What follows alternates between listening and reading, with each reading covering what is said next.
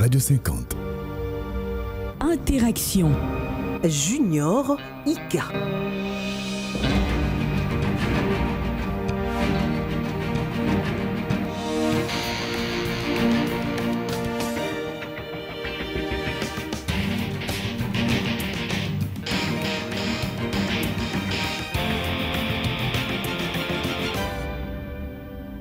Bonjour et bienvenue à ce nouveau numéro de votre magazine Interaction, les nouvelles technologies de l'information et de la communication.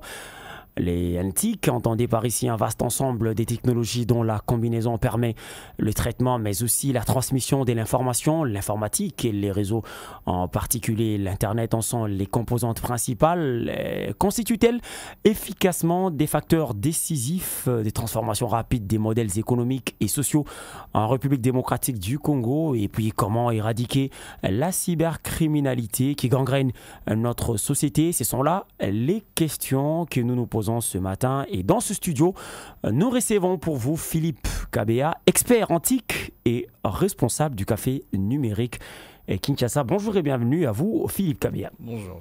Interaction, c'est parti.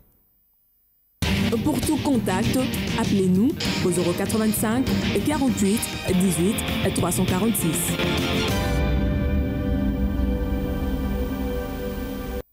Et voilà, nous y sommes. Alors, première question, Philippe Kabea, elle sera directe, cette question. Les NTIC, de nos jours, c'est vrai que personne ne peut s'en passer, mais est-ce qu'elles favorisent la transformation des modèles économiques et sociaux en République démocratique du Congo? Sinon, j'aimerais déjà vous demander d'enlever le N, si on peut déjà retirer le N. Vous voulez qu'on parle d'éthique? Voilà. Parce qu'elles ne sont plus nouvelles. Voilà, parce que les technologies ne sont plus nouvelles et que Voilà. surtout les Congolais maîtrisent ces technologies depuis bien longtemps. Tout à fait. Sinon que ça fait déjà un peu bizarre de se retrouver dans un grand pays comme le nôtre, un pays connu pour des minéraux, et parler d'une transformation par les nouvelles technologies. Ce qui fait que, en posant cette question, ça démontre que vous avez déjà compris quelque chose. Et ce que vous avez compris, c'est justement le fait qu'ici, à Kinshasa, on peut transformer les choses. Ici, en RDC, on peut transformer les choses par les nouvelles technologies, par les technologies de l'information et de la communication. Voilà. Et je crois que c'est possible et nous sommes prêts pour cela. Mais pour répondre maintenant à la question, donc vous justifiez, vous voulez nous dire que l'éthique contribue énormément au développement économique de la RDC. Et faites-nous voir. Voilà, en fait, l'éthique contribue beaucoup. Et actuellement, en RDC, c'est encore un processus. Vous savez, avant tout, en ce moment, je ne suis peut-être pas sûr qu'on contribue comme il aurait fallu le faire. Donc, voilà. On est sur une bonne voie. Et on va atteindre en fait un niveau où peut-être 50% de notre économie, si pas plus, serait maîtrisée par les NTIC. Quand vous allez dans des pays comme le Kenya, où peut-être autour de 30%, si pas plus, de leur économie est gérée par les transactions qui sont faites par M-Pesa et tout ça. Voilà. Vous comprenez en fait ce qui se passe. Donc pour l'instant, on est en train de mettre une chose en place. Aujourd'hui, dans beaucoup de pays africains, on parle de l'économie numérique. Il y a même des ministères de l'économie numérique, ce qui change beaucoup de choses en tout cas. Et pour nous aussi, aujourd'hui, je crois qu'il y a une économie numérique en fait qui est en train de se mettre en place. Mais tout ça part d'un écosystème. Et cet écosystème est en train d'être mis en place par beaucoup d'actions qui sont en train d'être faites. On parlera aujourd'hui, vous savez, tout récemment, il y a le dernier opérateur qui a rejoint le Mobile Money, voilà. Par exemple. Et ça, c'est des choses qui sont en train de se mettre en place, qui constituent en fait une base pour qu'après les choses se fassent. Actuellement, à Kinshasa, vous n'achetez pas beaucoup sur Internet. Voilà. C'est parce qu'il n'y a pas encore beaucoup de solutions et des lois qui suivent.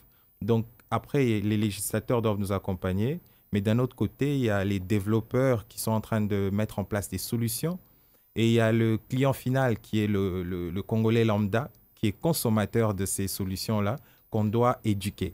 Donc, c'est toute une chaîne qui est en train d'être mise en place. Et je crois qu'on est dans le bon et on va le faire. On va le faire. Alors, parlant de l'Internet, comment répondez-vous à ceux qui estiment que l'accès à l'Internet est très coûteux en RDC? Est-ce que c'est encore le cas aujourd'hui?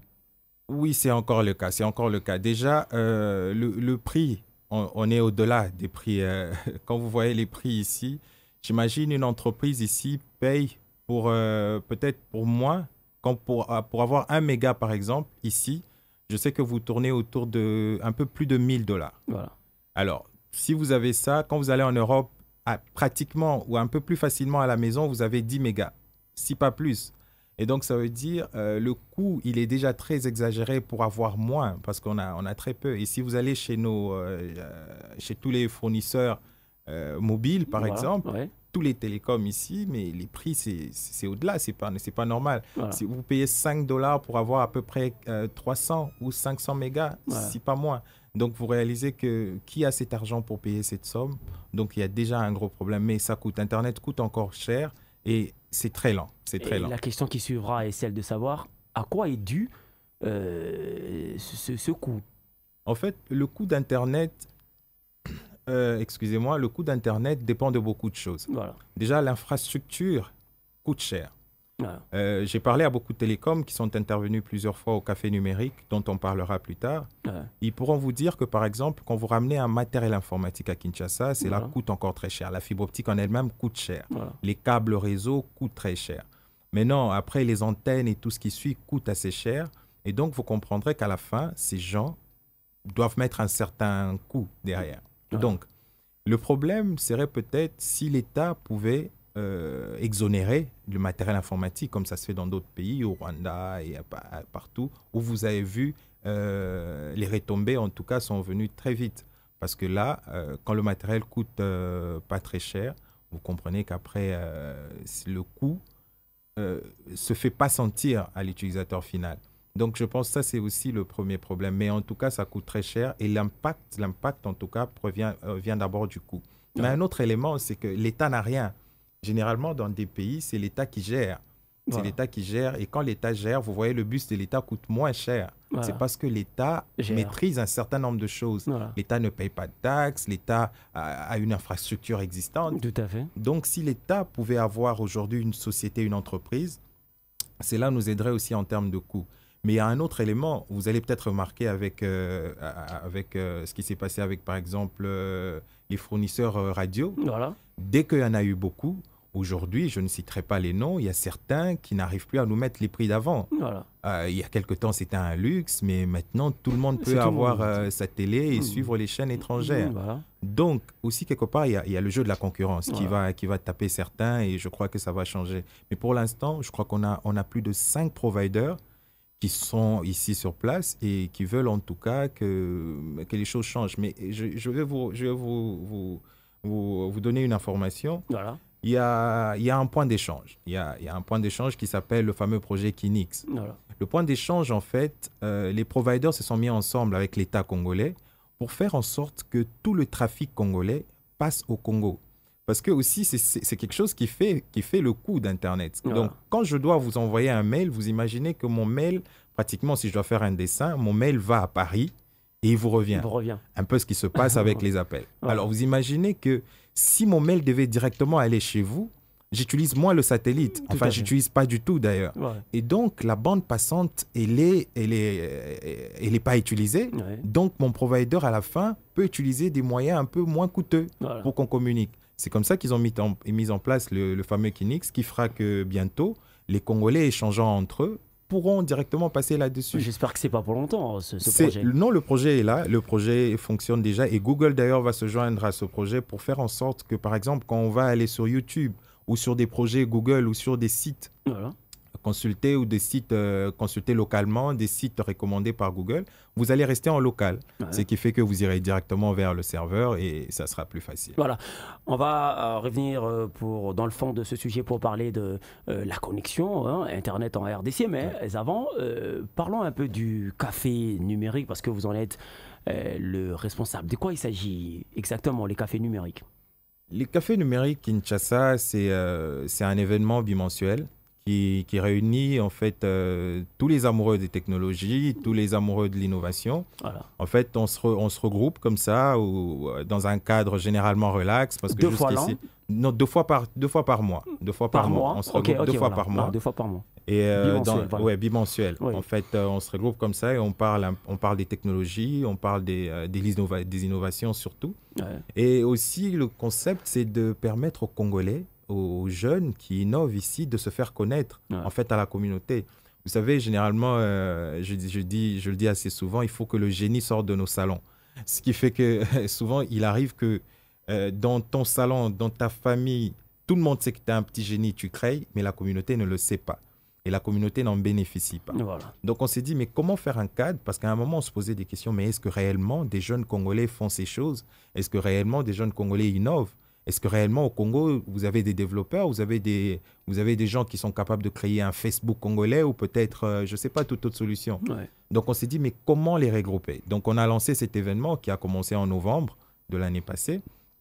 Et donc, après un moment, on a vu que ça commençait à bien marcher. On a même dû, parce que l'événement a commencé à l'époque, ça s'appelait Sam Digital. Et on a migré en fait vers le format café numérique depuis novembre 2015. Voilà. Donc, au bout d'un moment, en tout cas, l'événement tient. On a commencé avec 5 à 6 personnes. Maintenant, on est autour de 200. Et Identifier ces personnes, oui. Voilà, ces personnes identifiées. Ouais. Mais vous savez, quand vous avez 200, ce n'est pas toujours les mêmes qui viennent. Donc, vous avez peut-être un noyau de 100. Ouais. Mais aujourd'hui, les membres identifiés, ceux qui sont venus au café, on est autour de 3000 personnes.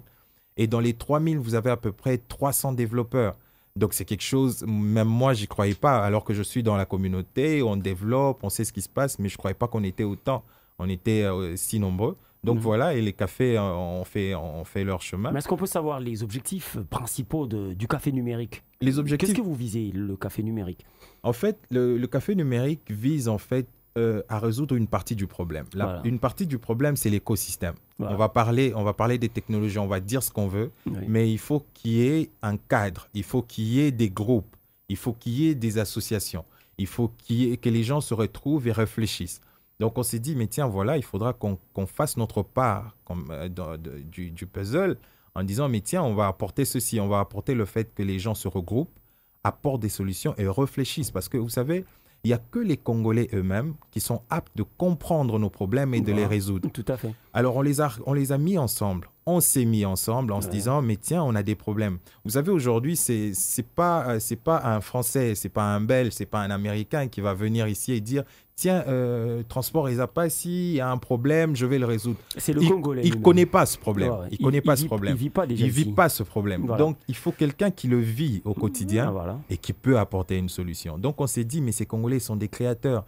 Ils innovent, ils maîtrisent les technologies. Mais pourquoi ils ne peuvent pas résoudre leurs problèmes par les technologies? Et donc, le café est là, on se regroupe, on réfléchit, on échange, on crée un réseau. Parce qu'après, c'est très important de savoir, moi, je fais de la radio, mais est-ce qu'il y a peut-être quelqu'un qui vend du matériel pour la radio?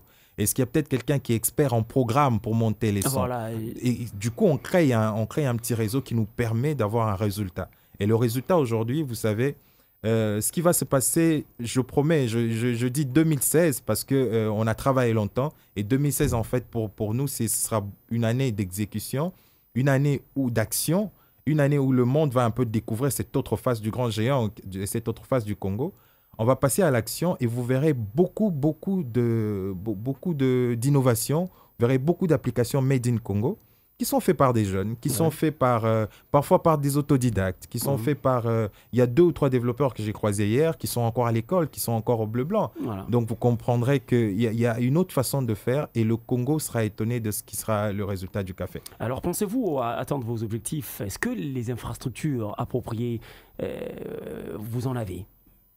Oui, c'est vrai, réfléchir sur les différents problèmes d'éthique et tout ça, tout ce que vous voulez. Mais est-ce que les infrastructures, la RDC en a? Vous savez pourquoi le M-Pesa est venu de l'Afrique?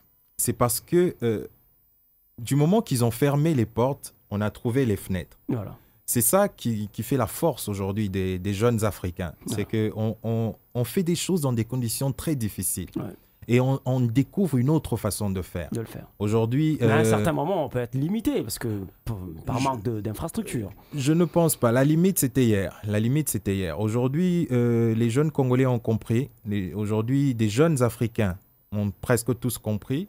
On a trouvé des moyens de faire autrement. Et autrement, c'est quoi? Je vais vous donner un exemple. Voilà. Il n'y a pas... Aujourd'hui, par exemple, si vous allez le niveau dans les universités, on n'a pas des grandes universités informatiques. Quand je dis que si je veux parler du MIT ou peut-être... Déjà c'est un problème sérieux. Voilà. Quand on doit pas avoir d'universités informatiques de grande envergure. Voilà. On ne peut pas que c'est déjà un problème sérieux. C'est un problème. C'est un problème, mais pour nous, c'est plus un challenge. Voilà. Donc, le problème est là, il n'y a pas des grandes écoles. Alors, qu'est-ce qui se passe? Les jeunes ont pu trouver des moyens qui sont autres. Aujourd'hui, je vais vous parler des MOOC, par exemple. Voilà. Les MOOC, c'est les cours en ligne qui sont gratuits. Tout le monde peut y aller, c'est gratuit. Il nous suffit d'une connexion Internet. Là encore, vous allez me dire, mais il n'y a pas de connexion, il n'y a pas de structure. Donc, les jeunes, la connexion, elle est là. Voilà, mais elle est lente ou encore... Voilà, mais il y a toujours moyen de s'organiser. Vous savez, aujourd'hui, je vous étonnerai, même dans les packages qu'on reçoit, aujourd'hui, les jeunes ont compris que je peux avoir 1 giga la nuit. Donc, rassurez-vous, vous allez voir comment on se regroupe la nuit comme des vampires pour travailler. C'est aussi une façon pour nous de... Il faut attendre la nuit quand il faut dormir. Est-ce que... Mais vous savez, on a beaucoup dormi. On a trop dormi en Afrique et on n'a plus le temps de dormir. En tout cas, rassurez-vous, on ne veut plus dormir. Donc, on travaille nuit et jour et pour nous, c'est un workaround. C'est une autre façon de faire les choses et c'est une façon de s'adapter. Mais ça, c'était un peu peut-être pour caricaturer. Mais d'un autre côté... Vous avez aujourd'hui ce qu'on appelle des hubs. Vous avez des hubs et des tech hubs, en fait, assez souvent.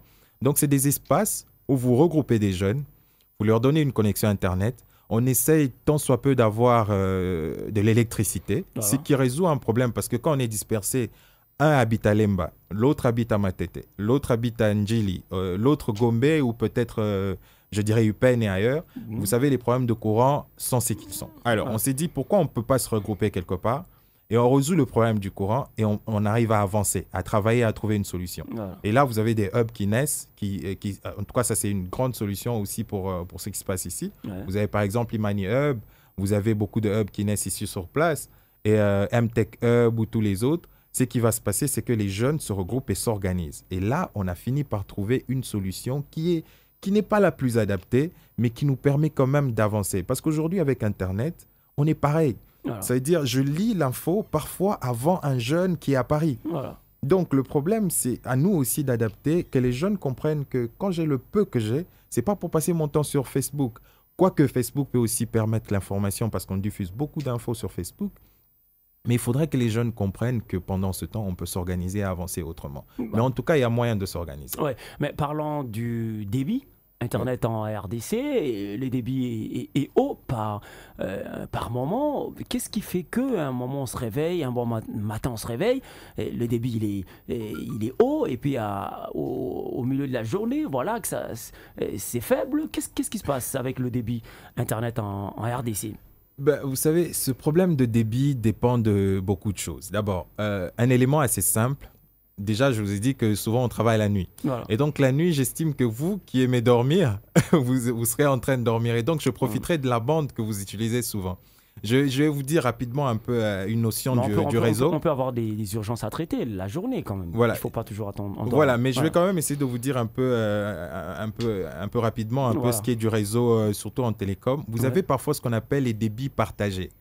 Donc, quand on vous donne une connexion, vous êtes en mode partagé. Ce qui veut dire que si, par exemple, l'antenne d'un tel fournisseur peut prendre 10 personnes, pour ne pas parler de 10 mégas ou de 20 mégas, je dis juste 10 personnes comme ça. Si vous êtes 10, vous saturez. Donc, le débit est réduit. Mais s'il y a 2 personnes qui utilisent la bande passante dédiée pour 10 personnes, automatiquement, c'est un peu plus. Mais il y a un autre système. Mais est-ce qu'ailleurs, c'est pareil? Ailleurs aussi, c'est pareil. Il m'arrive, quand je suis en Europe ou ailleurs, quand je travaille, il arrive des moments de congestion. Mais seulement, ils ont des structures, leur réseau est un peu plus stable pour faire que déjà la bande envoyée est assez importante. Donc, il y a déjà un problème ici en RDC. Oui, le problème, c'est déjà la bande. Internet, le débit qu'on vous envoie n'est pas un débit important. Ça, c'est déjà vrai. Alors, le remède, il est lequel ? Le remède, en fait, serait qu'il y ait un régulateur. D'abord, pour commencer, le régulateur pourrait dire, vous savez, parfois on se retrouve au Congo comme un enfant sans père. Donc, vous vous retrouvez avec personne pour vous protéger. Personne pour dire, mais comment tu peux donner ceci à mon fils ? Donc, en fait, au bout d'un moment, il faudra que quelqu'un dise, mais tiens, le Congo mérite mieux.